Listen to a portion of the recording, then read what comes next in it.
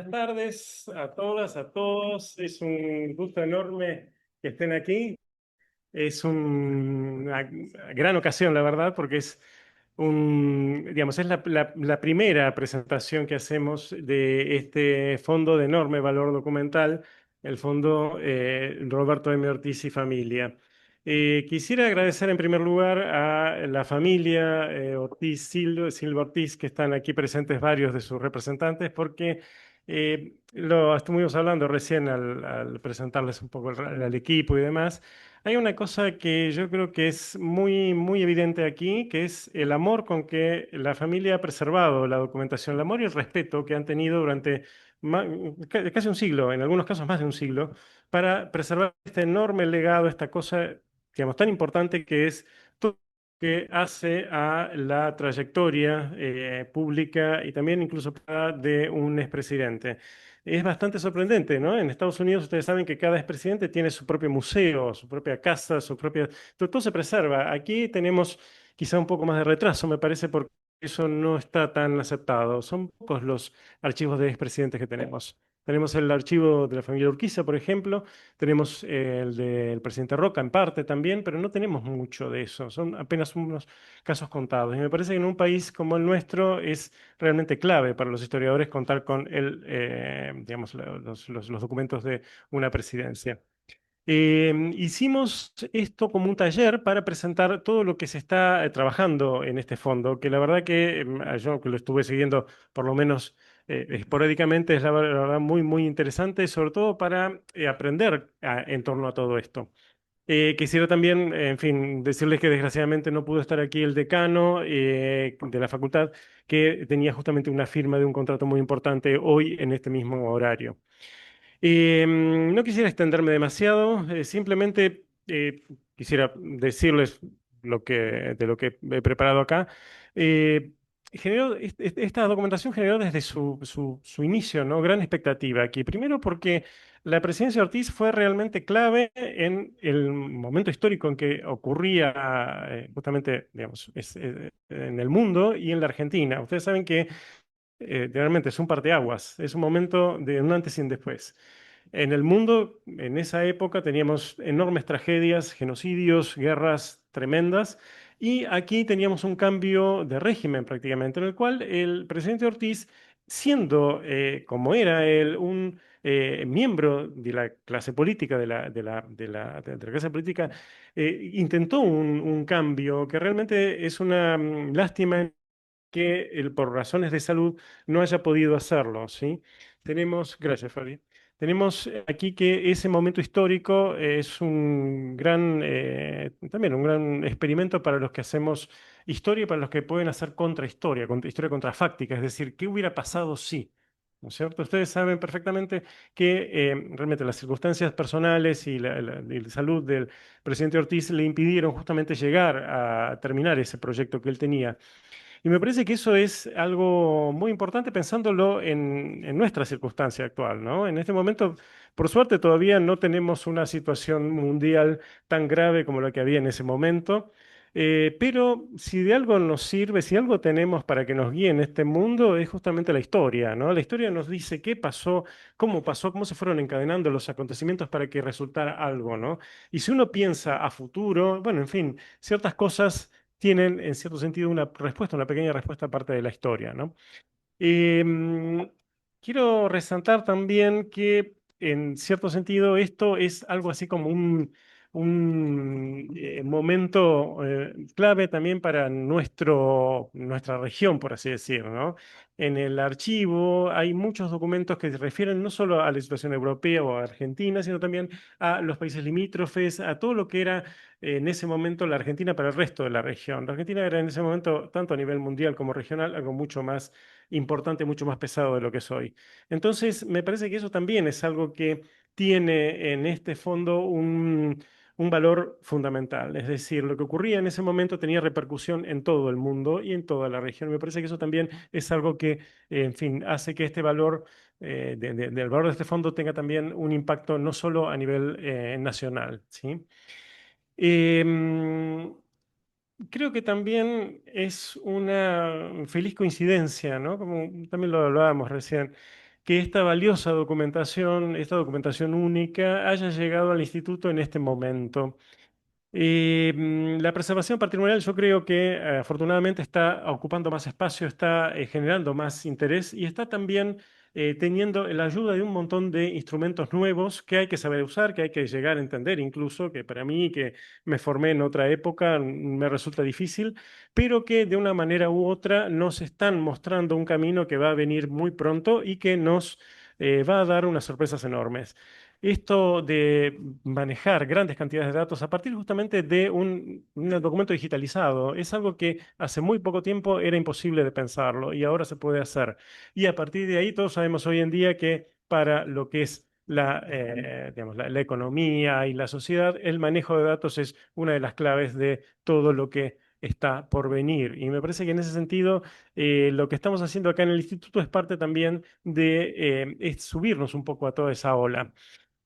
Eso en un panorama que creo que también lo mencionábamos recién, parece que las humanidades, la historia también dejan de tener la importancia que tenían antes. Hay una cosa que me llamó mucho también la atención. En la época de la presidencia Ortiz, él era muy amigo de, entre otros, de otras personas, ¿no? El fundador de nuestro instituto, Emilio Revignani.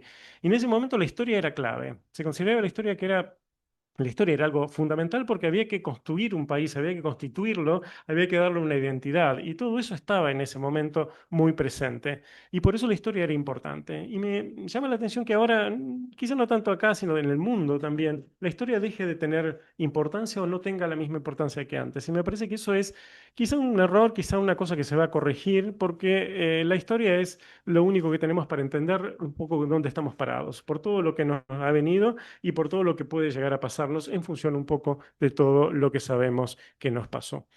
Así que, bueno, en fin, todo esto es muy poco de lo que tenía preparado, pero no quiero aburrirlos porque me parece que lo interesante aquí es que las protagonistas de del trabajo que estamos haciendo, les vayan contando a ustedes cómo se está haciendo todo eso y tengamos también, en fin, en un momento como este, en el que, por suerte también, la facultad ha lanzado hace muy poco una tecnicatura en archivística, bueno, sea también un material, una manera también de poder seguir avanzando en ese recorrido que estamos haciendo ahora. Así que bueno, muchísimas gracias.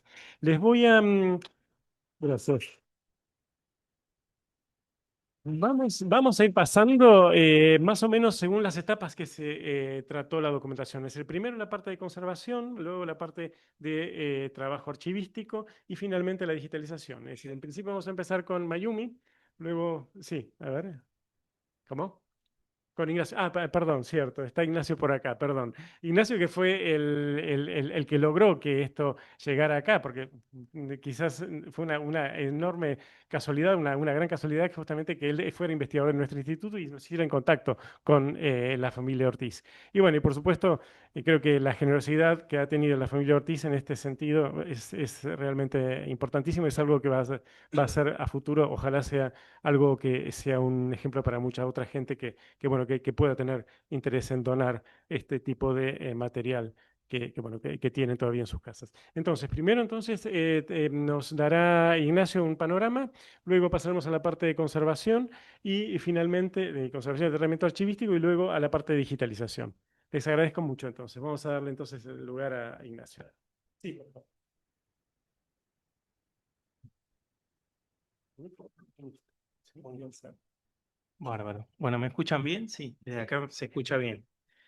Bueno, ante todo, gracias a todos por estar presentes, a la familia y a todo el equipo de archivo y las autoridades del instituto. Voy a leer unas breves palabras para que no me traicione la emoción respecto a alguna recapitulación que ha tenido este archivo.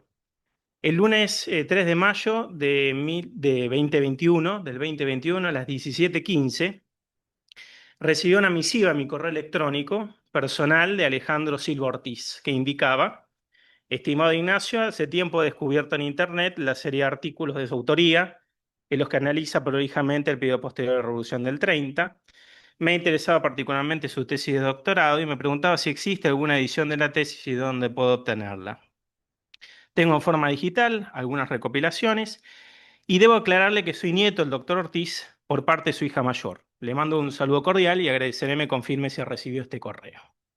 En ese momento me envolvió una profunda emoción. No solo el correo Alejandro denotaba por supuesto, reconocimientos e investigaciones sobre su abuelo, el expresidente, sino con la curiosidad y encanto que ilumina nuestras propias búsquedas ancestrales, sino que también me asaltó la secreta esperanza de que ese correo abriera la posibilidad de tener algún contacto personal con la familia Ortiz y sus descendientes, y tal vez poder consultar algunos documentos personales que tanto había buscado y permanecían ocultos.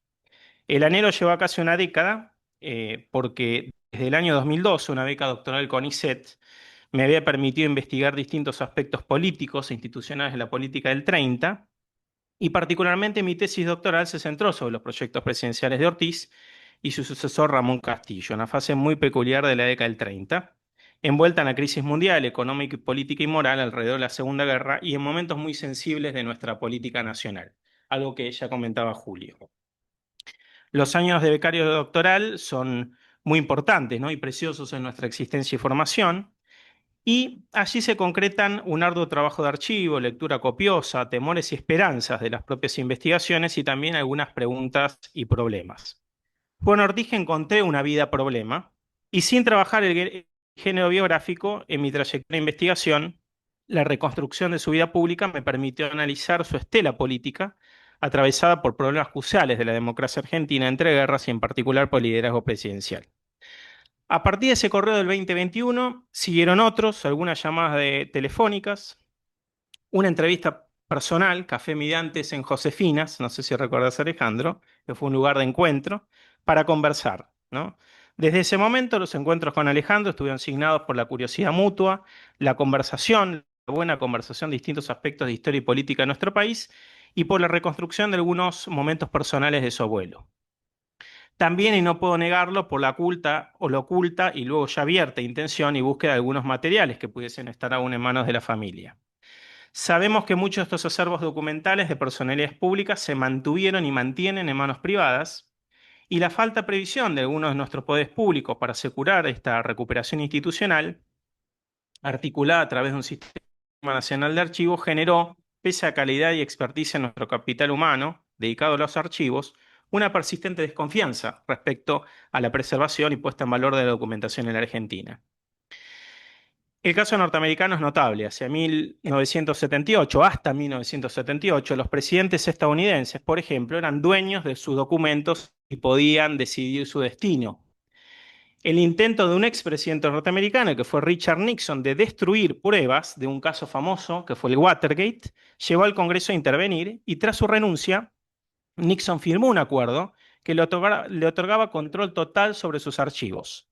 Para impedirlo, el Congreso aprobó en el año 74 una ley que se llama de preservación de grabaciones y materiales presidenciales, que evitó la eliminación de las cintas de Nixon en este famoso caso y transformó el manejo de los registros presidenciales. Esta intervención posibilitó así que los documentos que emanan de los presidentes sean casi sagrados en el territorio norteamericano, como una ventana para analizar épocas, pero también para entender lógicas de las decisiones políticas.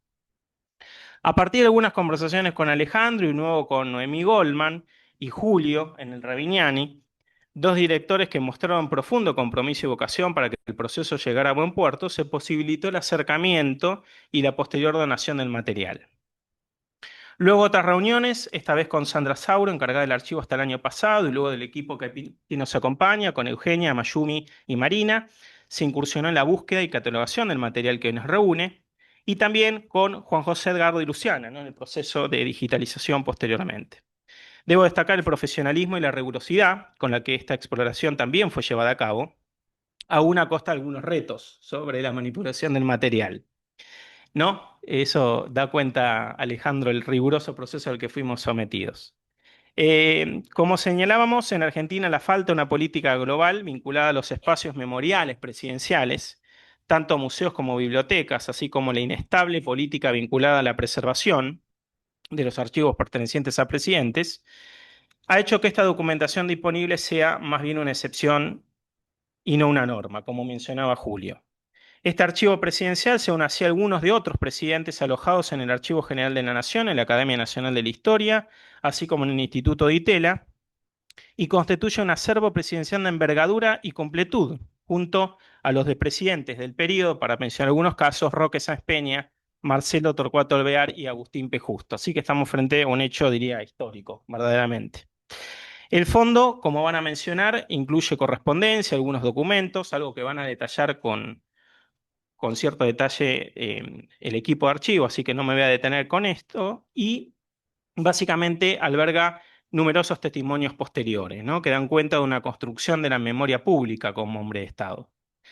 Hace algunos años, el entonces archivista de los Estados Unidos, Don Wilson, destacaba dos aportes centrales de las bibliotecas y museos presidenciales en su país. Por un lado, la disponibilidad de la documentación presidencial y por otro lado, la capacidad de estos museos de elevar la conciencia pública sobre la gravedad y los alcances de las decisiones de los presidentes. Creo que este fondo es importante por esta segunda razón, sobre todo.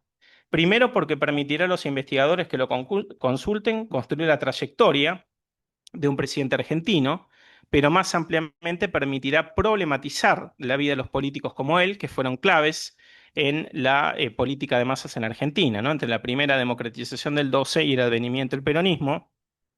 Ortiz, en este sentido, es producto de la política argentina post-Sáenz Peña, ¿no? Descendiente de una familia vasca de buena posición económica, que construyó poder desde su talento personal, experticia profesional y a través de amplias radas partidarias que ofrecía el radicalismo en expansión entre los 20 y los 30.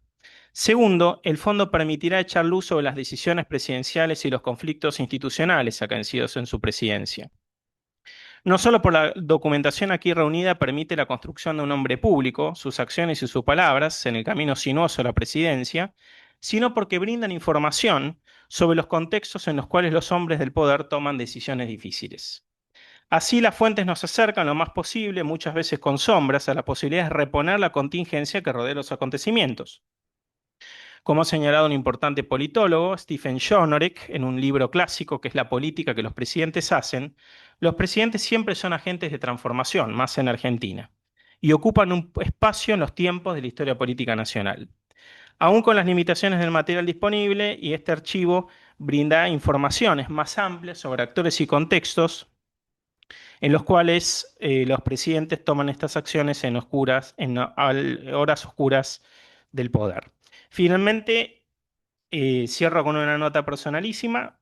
Este proceso de acercamiento a Alejandro y al acervo documental coincidió con un proceso personal de reconstrucción genealógica y de alguna manera Ortiz y familia me acompañaron en este proceso. Así que muchas gracias.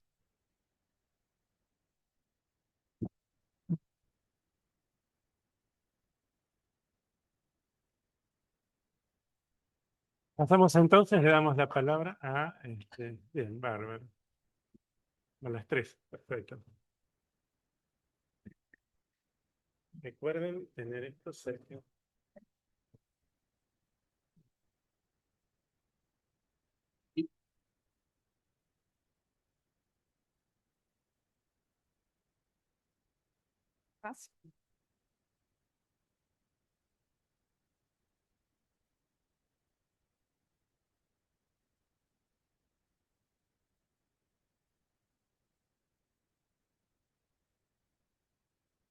Bueno, gracias a todos quienes nos acompañan, ¿no? Quienes están presentes acá. Nos presentamos, somos el equipo del Archivo Histórico. Quien les habla, Eugenia, que soy la coordinadora. A mi derecha está Mayumi Iga, que es la licenciada en Conservación. Y Marina Matina, archivista también, que forma parte del equipo. Bueno, nos propusimos hacer esta actividad y hacerlo en el formato del taller del Ravignani, que para quienes no lo conocen, es un espacio en el cual el instituto trata de alguna manera comunicar cuáles son los trabajos y las investigaciones que vienen llevando a cabo los distintos grupos de investigación. eh, a un público un poco más amplio, ¿no? Que no quede en una conversación interna solo entre investigadores. Entonces, como área técnica que somos, del área del archivo histórico, queríamos también usar este espacio para poder, en primer lugar, contar todo lo que habíamos trabajado, lo que llevamos trabajado hasta el momento. Es un proyecto que todavía sigue en proceso, pero que hemos avanzado un montón. Y por otro lado, para poder darle visibilidad y difusión a nuestro acervo documental, en este caso a este fondo en concreto, porque consideramos que la difusión es importante, es clave para justamente en función de lo que venían hablando tanto Ignacio como Julio, eh, generar conciencia sobre el patrimonio documental, ¿sí?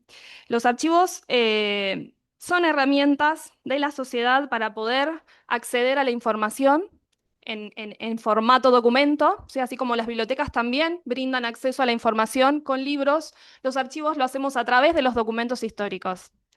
Entonces, hoy celebramos que tenemos en nuestras manos honor de tener este conjunto documental que va a estar prontamente en acceso a toda la ciudadanía, no solo a los historiadores, sino a todo aquel docente, estudiante o cualquier persona curiosa que quiera conocer más sobre la figura de Roberto Ortiz o de su presidencia. Así que, bueno, paso la palabra a Mayumi, que nos va a hablar sobre el proceso de conservación. Bueno, muchas gracias a todas y todos. Eh, Les quería primero presentar nuestro plan de trabajo inicial, que fue muy charlado entre todas las integrantes del archivo. Yo voy a hablar de la parte que me correspondió a mí, que fue la conservación. Después mis compas va a explayarse más sobre todo lo que fue el tratamiento archivístico. Pero bueno, quería comenzar por mencionar que realizamos una inspección in situ en la casa de Alejandro, que está mencionado brevemente, pero es una etapa muy importante, sobre todo para informar a quien recibe la documentación en qué condiciones está, qué recursos va a necesitar en cuanto a materiales, espacio, etcétera. Por suerte, la documentación estaba en muy buen estado, así que mi tarea se basó básicamente en lo que llamamos una estabilización, en una preparación de la documentación para que pueda ser procesada tanto archivísticamente como para ser digitalizada. Luego hicimos el traslado, la documentación entró rápidamente en cuarentena, que sirve como una especie de cuarto intermedio durante el cual podemos revisar si hay evidencia de insectos, si aparecen hongos, etcétera, y se mantiene separado de la documentación que ya está en el archivo para que no exista riesgo de contaminación, ¿no? Eh, Luego proseguimos a la inspección general, que en mi caso sirvió también para empezar a familiarizarme con el fondo, con los tipos documentales, también para tener un panorama más general de las intervenciones, de los tiempos, de los materiales que iba a necesitar. Y además tomé medidas para poder proyectar también lo que sería la guarda final, ¿no? Ya más a largo plazo. En esta inspección también se aprovechó para hacer una limpieza general, de limpieza mecánica, para desprender la suciedad superficial. Y luego de ello, de volver a sentarnos a planificar todo el cronograma, se hicieron tanto en paralelo el trabajo archivístico, mientras yo acondicionaba unas unidades de conservación, tratando cuidado de no pisarnos entre nosotras y coordinar muy bien todas estas tareas. Eh, Ahora les voy a pasar a comentar un poco más los distintos casos que tuve y bueno, después ya el pase a digitalización, las intervenciones finales, que son las guardas definitivas, que pueden realizarse después de la captura digital, y el monitoreo, que esto es importante. La conservación nunca se termina, sino que siempre se está conservando todo el tiempo. Prontamente se presentaron algunos desafíos. La conservación y la restauración se basa en dos aspectos muy cruciales. Uno es los recursos materiales y otra es el tiempo. Para mí es una de las cosas que más me gusta de mi profesión, que es que hay tiempos que son ajenos al humano y se trata de entender a los materiales y ver cómo responden y cómo reaccionan y no siempre dependen de nosotras. Pero bueno, esto creo que lo pudimos sortear muy provechosamente a través de adaptación de recursos que ahora les voy a mostrar y con una planificación muy charlada y coordinada entre nosotras. Este es el primer caso que se abordó, que fueron este conjunto de fotografías enrolladas de gran formato, de 25 por 30 centímetros o más grandes incluso. Se hizo un relevamiento de casos de estudio, algunos diseños de cámaras de humectación que sirven para humidificar lentamente estos soportes y que las fibras del papel empiecen a relajar y de esa manera la corrección de la deformación no es tan forzosa, que si se hace en seco se corre el riesgo de generar aún más deterioro, por ejemplo. Este es otro caso de los archivos de la Arquidiócesis de Toronto, con unos mapas, unos planos. Tenía un link para mostrarle, no sé si va a abrir, de todas las variantes y posibilidades que hay en cuanto a humectación, aplanado, que están muy bien relevadas por la comunidad de la conservación, que por suerte es muy sociable. Pero bueno, esta es una wiki, no sé si se ve. Bueno, a ver.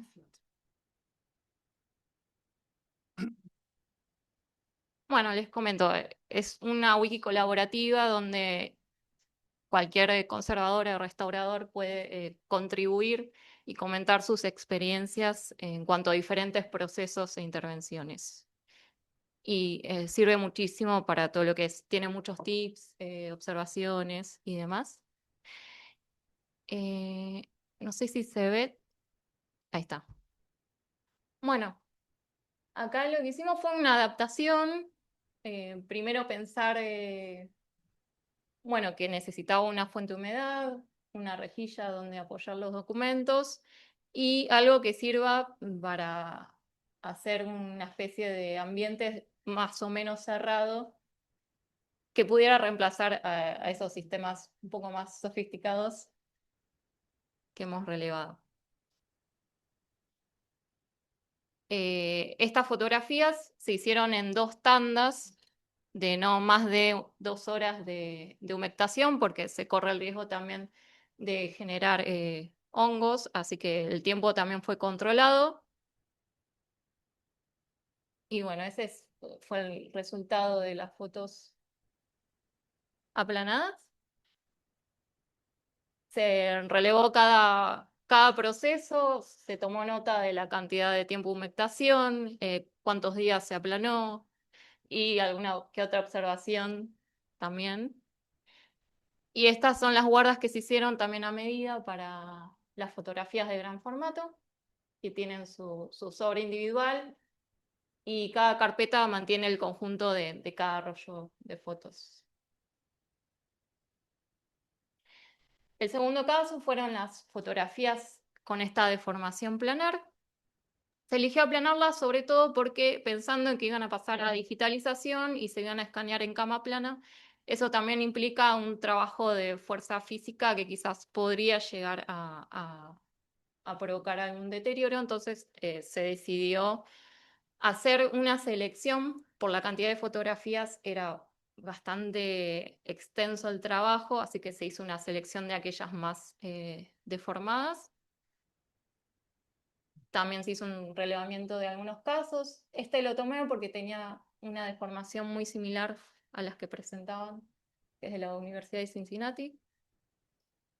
Y pudimos adquirir, en vez de unas bateas, son unos platos para maceteros que nos resultaron muy útiles por las dimensiones y entraban justo 4 fotos de 18 por 24, con lo cual nos permitió aplanar mayor cantidad en la misma cantidad de tiempo.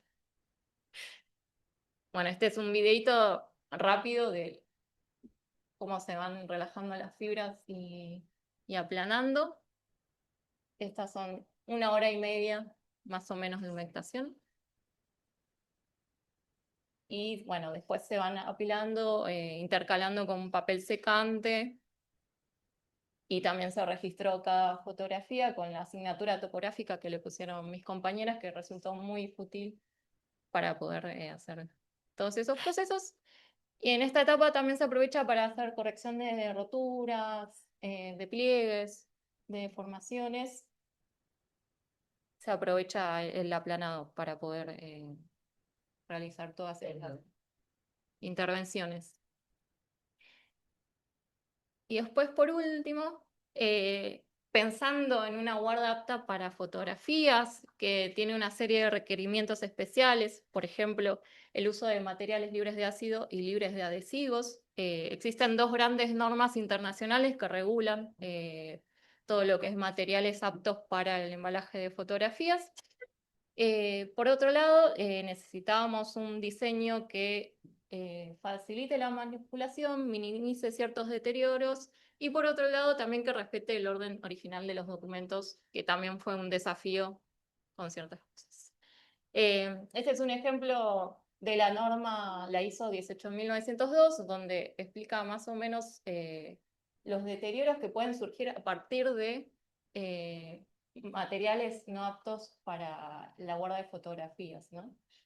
Lo que sucede es que algunos materiales tienen componentes que pueden entrar en reacción con los componentes químicos de la fotografía, y eso puede generar ciertos deterioros.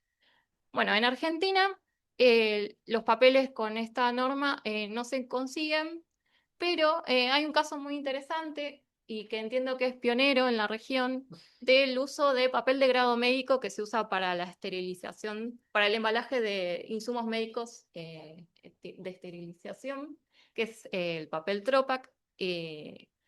Una de nuestras colegas mandó a analizar una muestra de Tropac a Australia y vio que cumplía con los requerimientos de esta norma, tanto de la ISO como la del PAT, que es otro test que desarrolló el Instituto de Rochester.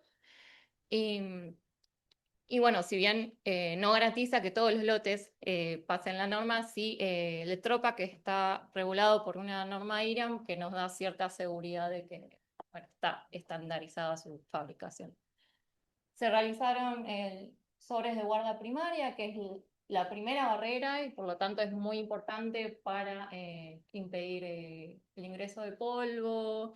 También facilita la manipulación porque sirve de bandeja y resguarda las fotografías de la incidencia de la radiación también. Después se hicieron estas carpetas que ayudan a contener a los agrupamientos de fotografías. También al haber sido aplanados, esta guarda necesitaba que fuera lo más compacta posible para que se evite la deformación otra vez al contacto con humedad relativa alta, que puede ser incluso la ambiental. Después, para terminar con este sistema de guardas, se eligió material polipropileno para hacer las cajas a medida, que ayuden a contener a las fotografías a medida, ¿no? Y como también el uso de adhesivos era un impedimento, se usó un sistema de costuras, se hizo un relevamiento también. Y esta resultó la más entre simple y más fortachona de todas. Fue la ganadora. Que se traje de aquí. Y bueno, este fue el primer caso, el más fácil, porque todas las fotografías eran del mismo formato. Pero después empezaron algunas dificultades, como por ejemplo la convivencia entre fotografías de distintos tamaños. Entonces había que hacerle algunos topes para que no bailen dentro de la caja y estén bien contenidas. Esta, por ejemplo, que quedó en el medio, le hice como una tarima para que no quede apretada entre dos sobres. Bueno, y así se fue sorteando caso por caso.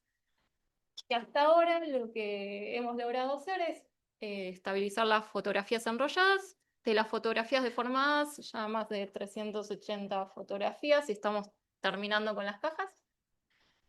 en aproximadamente unas 40 jornadas de trabajo.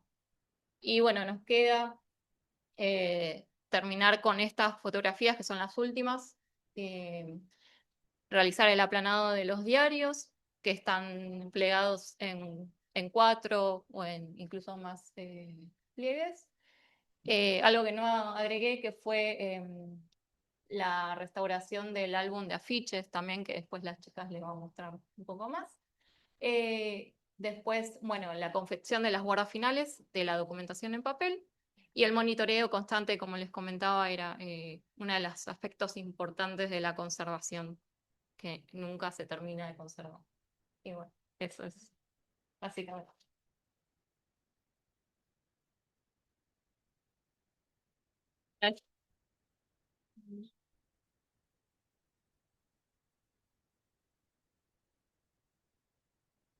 Para empezar, ¿no? Bueno, sí. No. Bueno, buenas tardes. Ahora vamos a compartir algo acerca del abordaje archivístico de este fondo. Espero no aburrirles. Lo primero que nos gustaría compartir es qué es el tratamiento archivístico. Básicamente se compone de operaciones que tradicionalmente son entendidas como intelectuales y tareas que son físicas ligadas a mantener el control físico y el control intelectual del fondo documental. Este archivo es un archivo en la medida en que está organizado. Esto es lo que hacemos en el archivo histórico. El control físico tiene que ver con la conservación y también tiene que ver justamente con esto que compartía Mayumi, como esta documentación se mueve dentro de las áreas, porque la trabajamos varios de nosotros, tenemos que saber dónde está, tenemos que saber a dónde debe volver una vez que ya esté trabajada.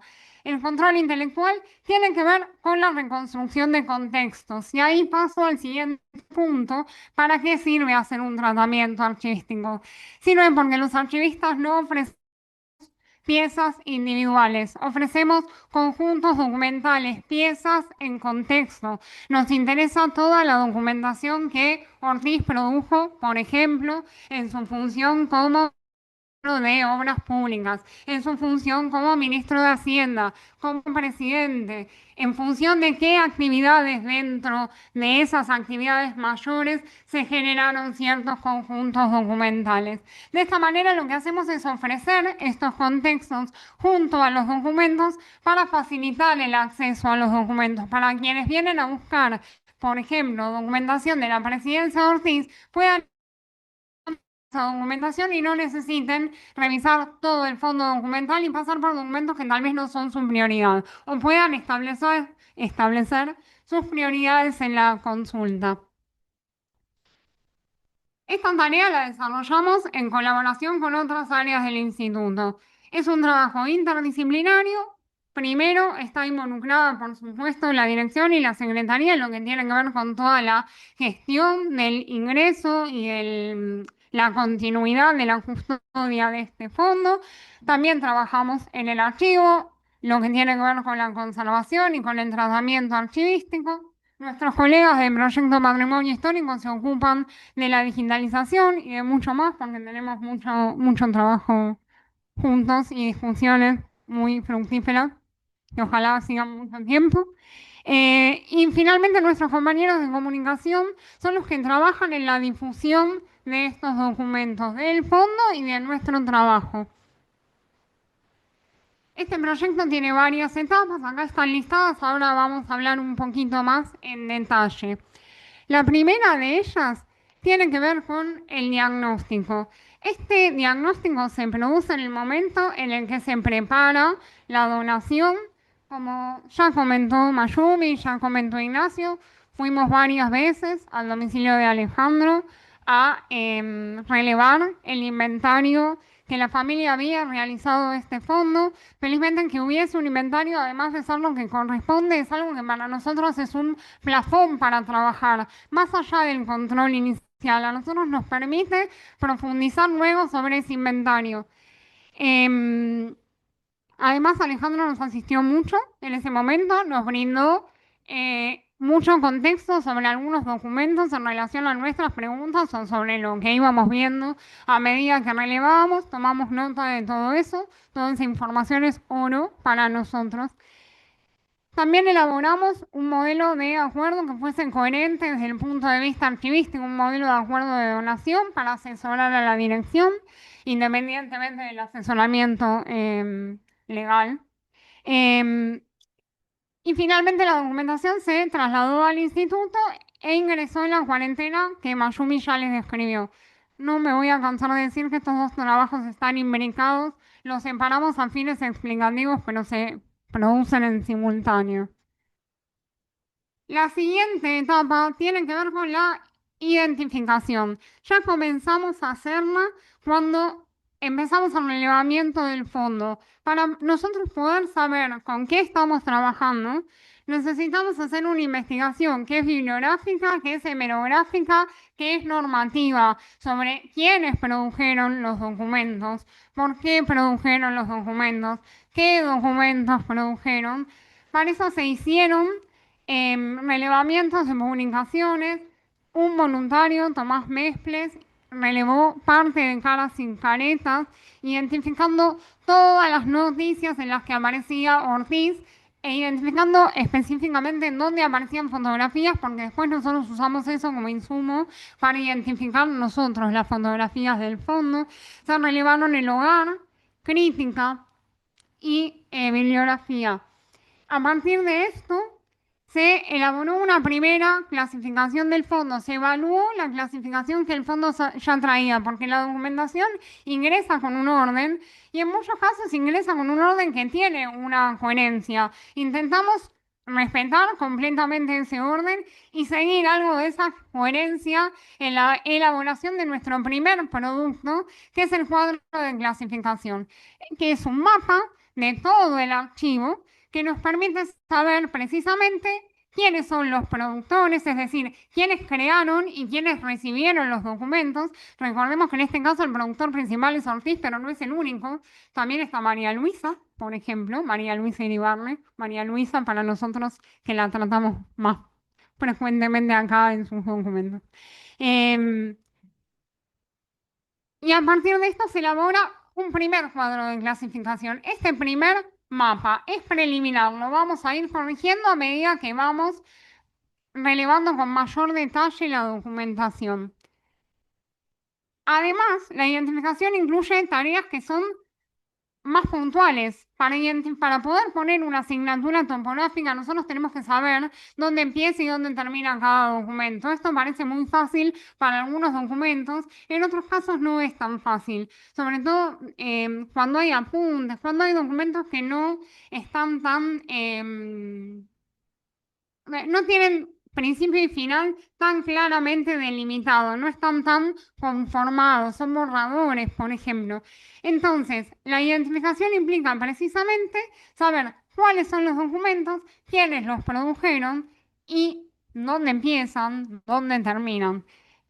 Una vez hecha esta tarea, pasamos a la siguiente, que es una tarea física, la instalación. La documentación se trasladó de sus unidades de conservación originales, de las cajas en las que llegó, a nuevas cajas. Y además a cada documento se le colocó una asignatura topográfica. Por esto que les comentaba, necesitamos saber dónde están y que puedan regresar a sus ubicaciones originales. Además, el orden en el que ingresaron fue respetado porque para nosotros es importante. Nosotros ofrecemos la documentación en el repositorio en función de este mapa, de este cuadro de clasificación que establece las funciones y los documentos producidos dentro de esa función, pero alguien puede venir a consultar de qué manera estaba ordenada la documentación originariamente y eso tiene que poder ser repuesto. Por eso no se modifica, no se reordena.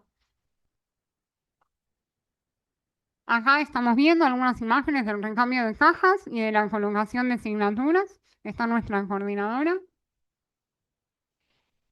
Bueno, la siguiente etapa quizás sea la que resulta más familiar, es la etapa de descripción. En en esta etapa se elabora lo que se llama habitualmente instrumentos de descripción, son los que históricamente han permitido a quienes investigan consultar archivos, inventarios, catálogos, índices.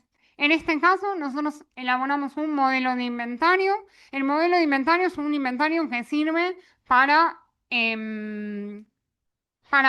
la consulta pública, pero también nos sirve a nosotros como instrumento de control, porque tiene algunos campos que son visibles para que nosotros podamos tener en cuenta cuáles van a ser nuestras próximas tareas. Algunos campos visibles son los más evidentes, ¿no? El título, la fecha, el lugar, quién produjo ese documento, pero hay otros campos, como por ejemplo las condiciones de acceso, las condiciones de reproducción, que a nosotros nos permiten saber, tener un panorama sobre para qué documentos tenemos que solicitar permisos para la publicación, cuáles tienen, si es que existen restricciones ligadas a la seguridad, cuáles tienen restricciones, si es que existen, ligadas a la presencia de datos sensibles. Una vez que tenemos el modelo de inventario, se desarrolla un protocolo de descripción que tiene que ver con el relleno de esos campos. No trabajo yo sola rellenando los campos, trabajamos con Eugenia, tenemos que rellenar de la misma manera para poder normalizar ese inventario. Una vez que se toman estas decisiones, comienza a realizarse el inventario analítico y en paralelo se van elaborando varios documentos auxiliares. Como comentábamos cuando estábamos en la visita previa, por el trabajo descriptivo se desarrolla un banco de imágenes donde incluimos fotografías de las personas que vamos identificando para poder identificarlas nuevamente a partir del banco.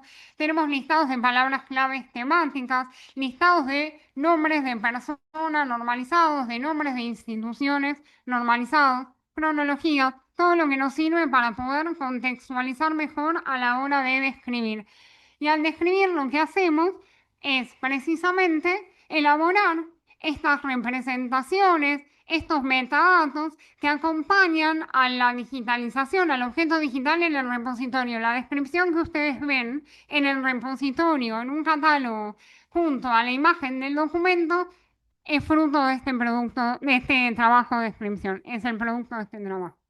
Finalmente, a partir de este relevamiento en detalle, se elabora el cuadro de clasificación definitivo y a todos los documentos se les asigna un código único de identificación que es distinto a la asignatura topográfica. La asignatura remite a su orden físico, el código de identificación a su orden intelectual. Finalmente, la documentación pasa al área de proyecto Patrimonio Histórico. Patrimonio recibe series documentales que tienen que ver, por ejemplo, para dar un ejemplo, es cierto que tenía que dar ejemplos de esto, las series tienen que ver con los conjuntos de documentos que son producidos en función de una misma actividad por el mismo procedimiento administrativo. Esto es un poco más complejo de ver en un archivo personal, es más fácil en un archivo institucional que tiene normas más rígidas. Los seres humanos no tenemos normas de producción de correspondencia privada, por ejemplo, simplemente la escribimos y ya. Pero, por ejemplo, una serie documental en este fondo tiene que ver con las acreditaciones personales, que son todos los documentos que custodiamos que le permitieron a Ortiz acreditar su identidad. Tienen que ver con sus documentos, con sus libretas de enrolamiento, pero también con sus carnets societarios, que permitieron acreditar su pertenencia a alguna asociación o entidad. Ese es un ejemplo de una serie.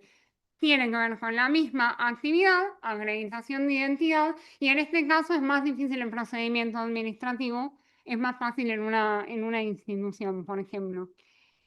Bueno, entonces les contaba, a Patrimonio se le entrega la documentación de la serie con el inventario de esa serie. Una vez que ellos hacen el proceso de digitalización, reintegran la documentación al archivo que vuelve a sus ubicaciones originales. Le paso la palabra a mi coordinadora, si no me equivoco. Sí. No me equivoco. Gracias.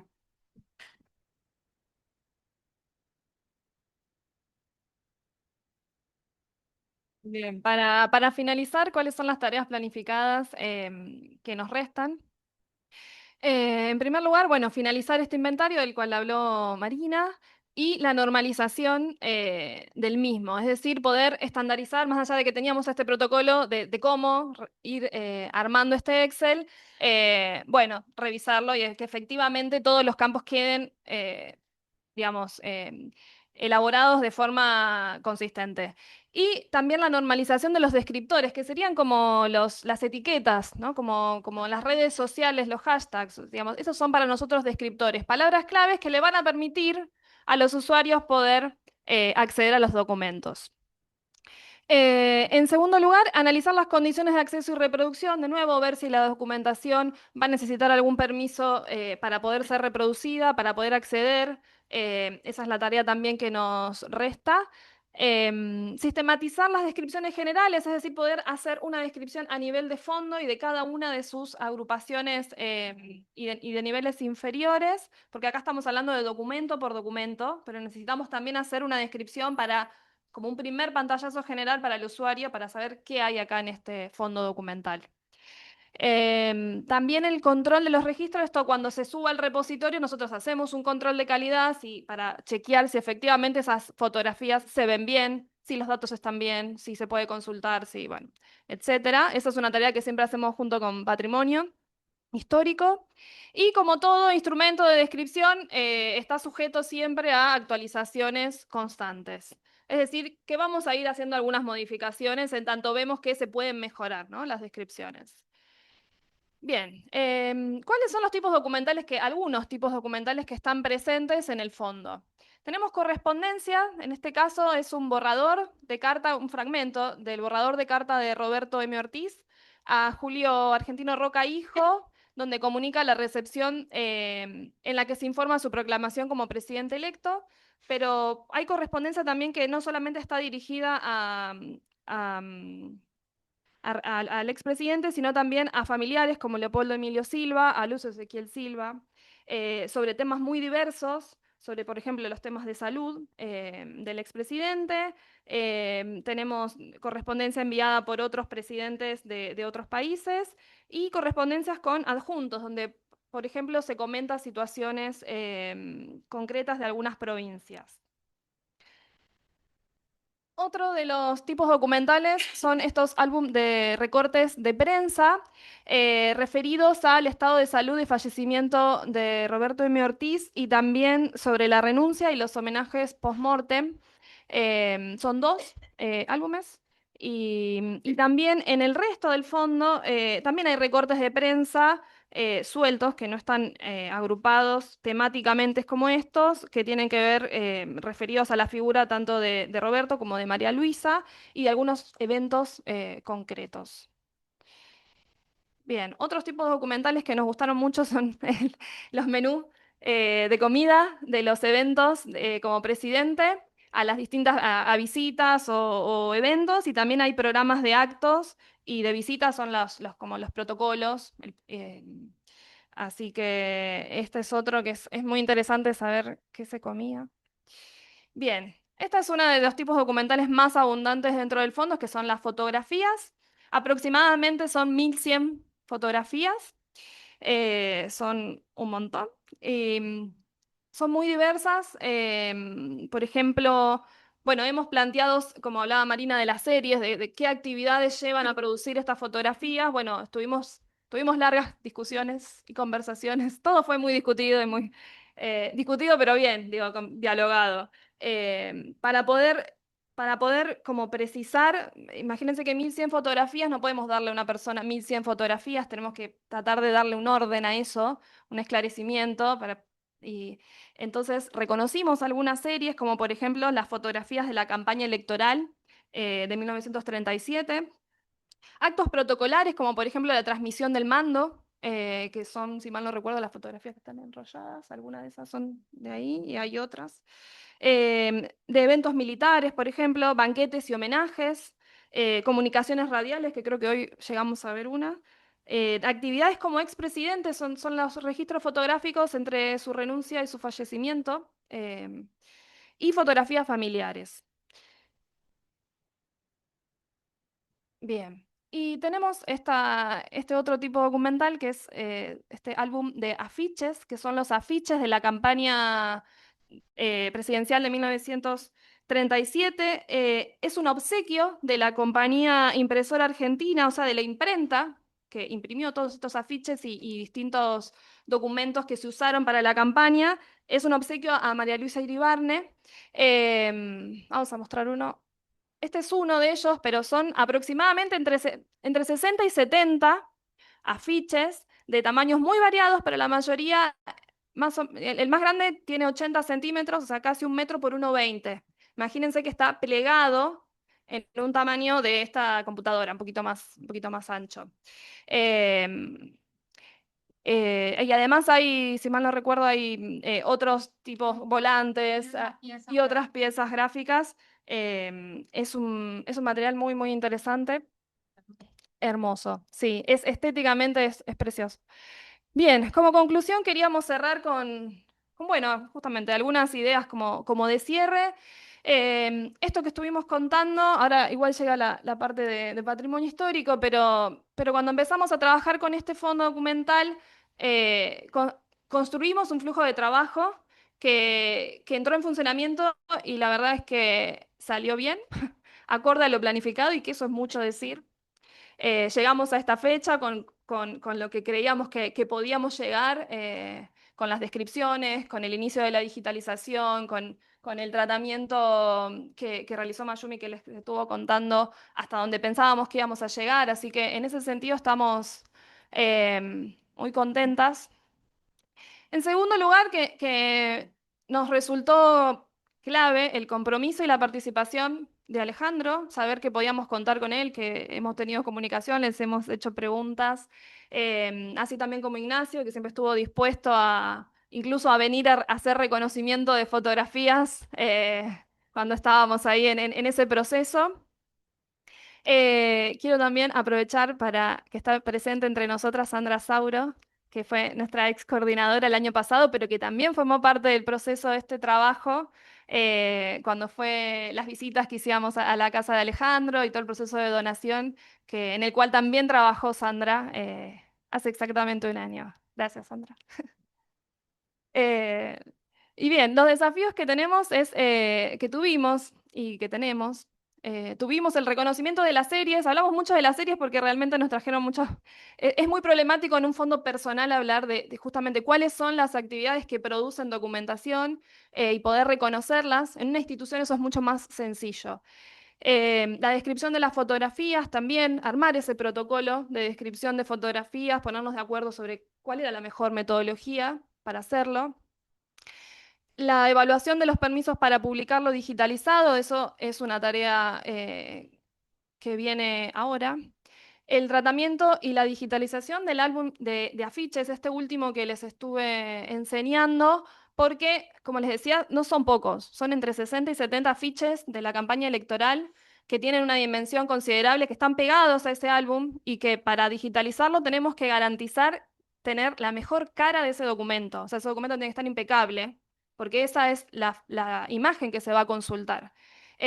Ahora, para que esté impecable hay que tratarlo y está pegado a un álbum, ¿sí? Entonces, y además como contaba Mayumi, el material tiene sus tiempos también. Uno propone una metodología, pero también el material, bueno, tiene sus tiempos y nosotras tenemos un tiempo límite también. O sea, que eso es otra cosa. El desafío viene en tanto eso, porque podríamos esperar a que el papel acepte el tratamiento y se reconstituya y se pegue o se aplane o lo que tenga que pasar, pero también nosotros tenemos un plazo para terminar este trabajo y ahí está el desafío. Y por último, decir que creemos que este es un caso virtuoso de una donación de un particular al instituto que va a permitir a la ciudadanía poder acceder a esta información que consideramos que es, bueno, imprescindible para la historia argentina. Hablamos de un caso virtuoso porque creemos que la verdad que ha salido todo muy bien, acorde a lo que a lo que habíamos planificado, y la verdad que nos da, primero, es una responsabilidad muy grande para nosotras afrontar este trabajo, pero al mismo tiempo es un desafío hermoso, nos encanta. Y bueno, estamos muy contentas con el trabajo realizado, espero que los presentes también. y que se haya comprendido todo este trabajo enorme que hemos hecho. Bueno, muchas gracias.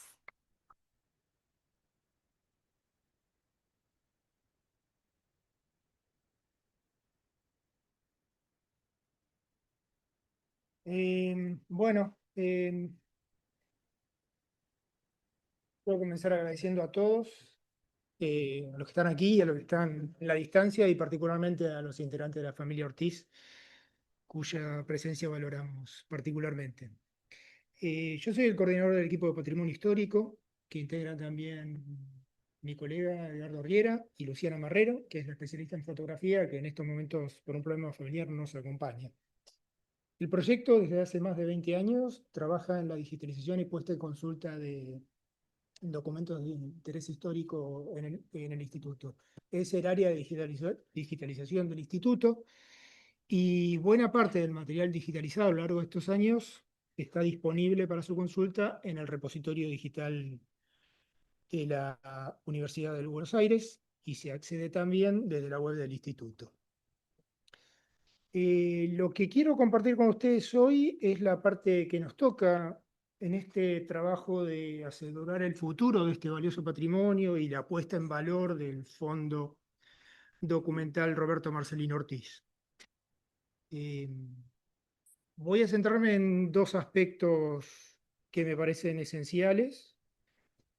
Uno más general, que tiene que ver con cómo concebimos la digitalización de patrimonio documental en el instituto, que en parte se desprende de las cosas que ya han expresado Mayumi, Eugenia y Marina.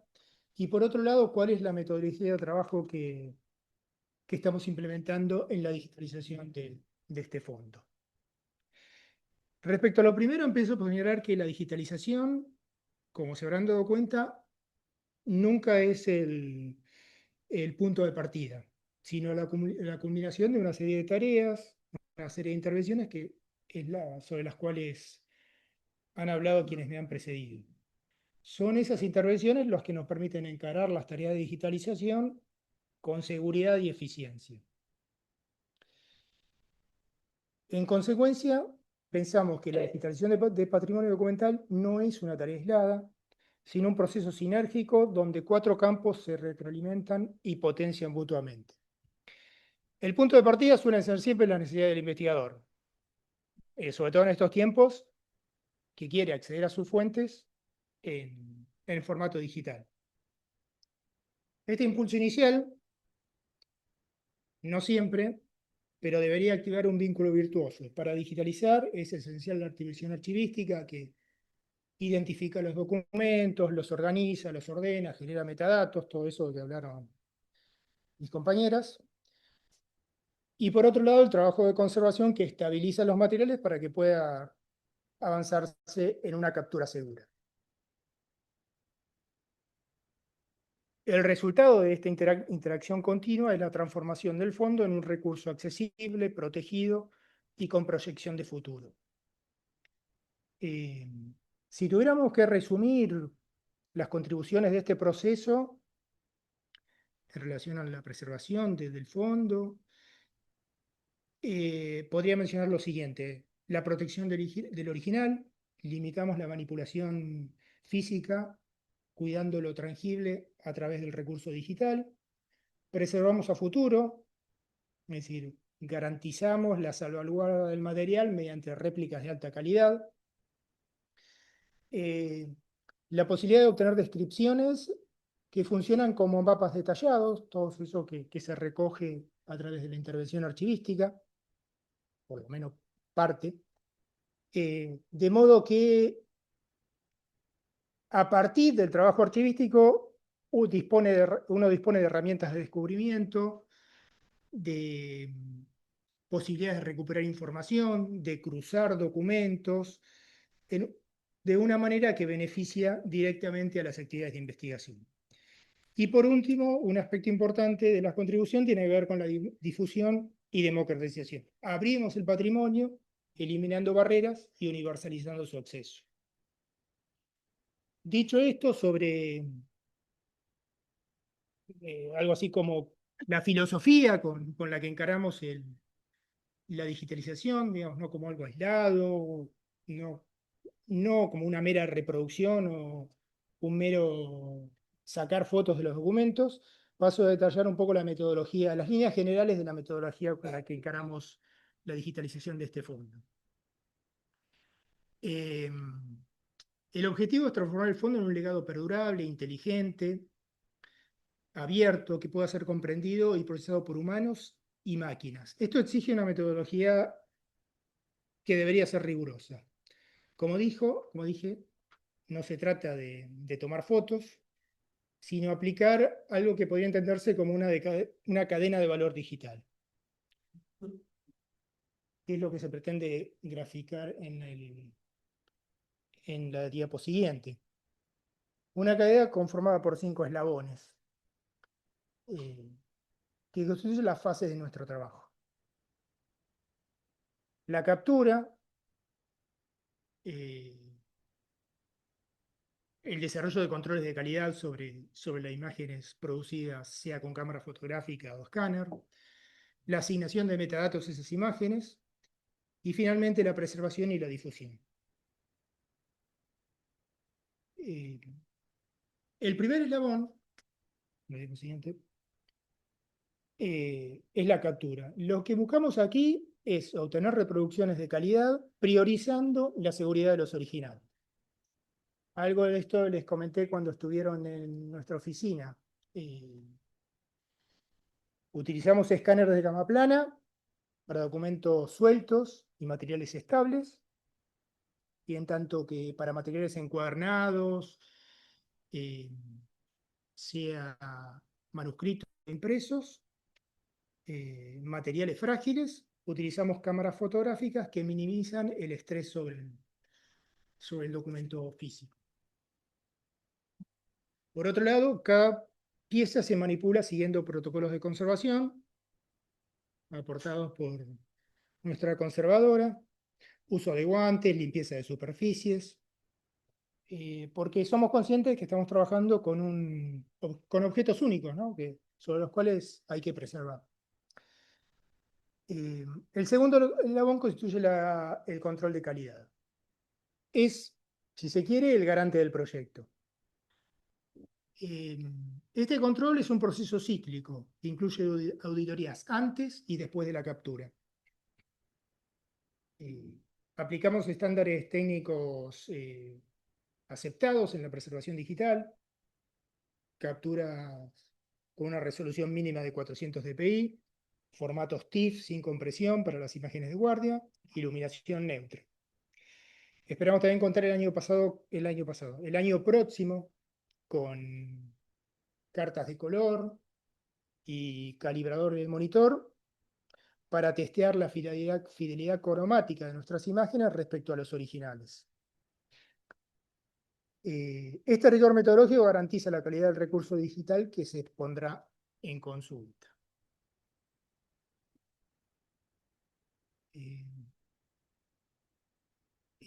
No sé, hay más,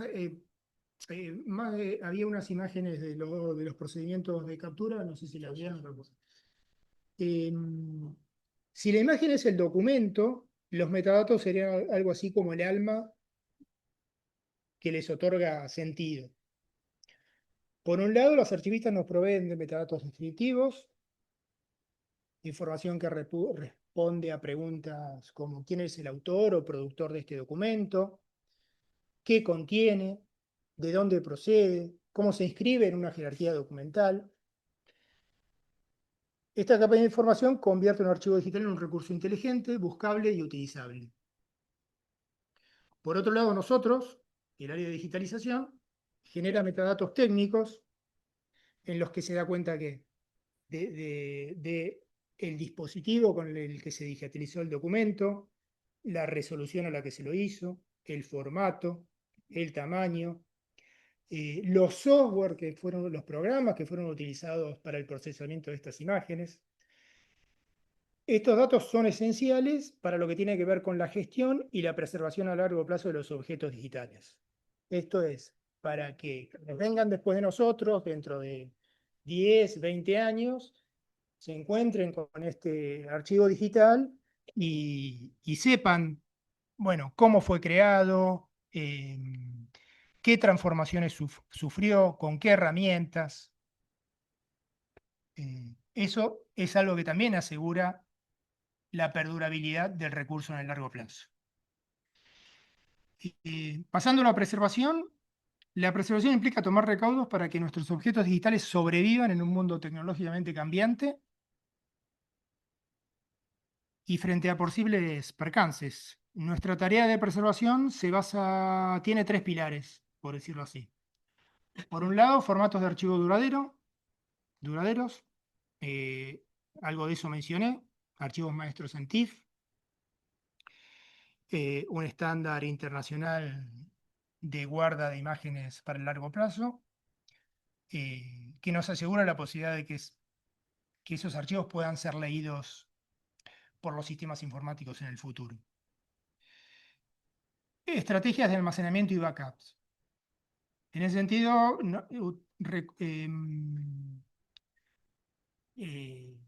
nuestro backup consiste en 3 copias de archivos maestros en TIFF, tanto en discos rígidos internos como externos. Y por otro lado, archivos de consulta respaldados en un repositorio institucional. Hay una regla en preservación digital que es la más aceptada, que es 3-2-1, ¿no? Digamos, 3 copias, 2 soportes distintos, eh, eh, y un sitio externo de guarda. Este sitio externo de guarda sería la nube. Bueno, es algo que en estos momentos no disponemos, pero imagino que a mediano plazo también va a ser otra posibilidad de almacenamiento que va a estar disponible. Y la última tarea en términos de preservación, y que tiene que ver con el carácter continuo de estas tareas, como lo es también mucho lo que tiene que ver con el trabajo de archivo, es la vigilancia tecnológica, ¿no? Para la salvaguarda de estos recursos necesitamos un protocolo de monitoreo continuo para verificar que los archivos conserven su integridad y, llegado el caso, migrar formatos si fuese necesario. Nosotros sabemos que los formatos con los que estamos trabajando ahora, tanto para los archivos de imágenes como para los metadatos, van a cambiar. El tema es tener los recaudos necesarios para tener toda la información necesaria para que ese salto se haga sin arriesgar la pérdida de la información que tanto nos ha costado crear. De esta manera garantizamos que el legado sobreviva a desastres, obsolescencias y cambios de plataforma. Bueno, y el quinto eslabón, la difusión, es el objetivo final. Transformar un archivo de difícil acceso en un recurso vivo, y ponerlo a disposición de todos. Teniendo en cuenta que el público es diverso,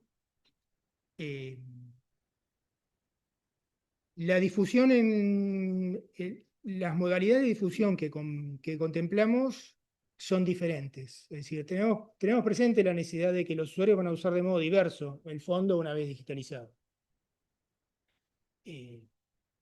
Podemos identificar en términos más generales 3 tipos de usuarios. Por un lado, investigadores y académicos.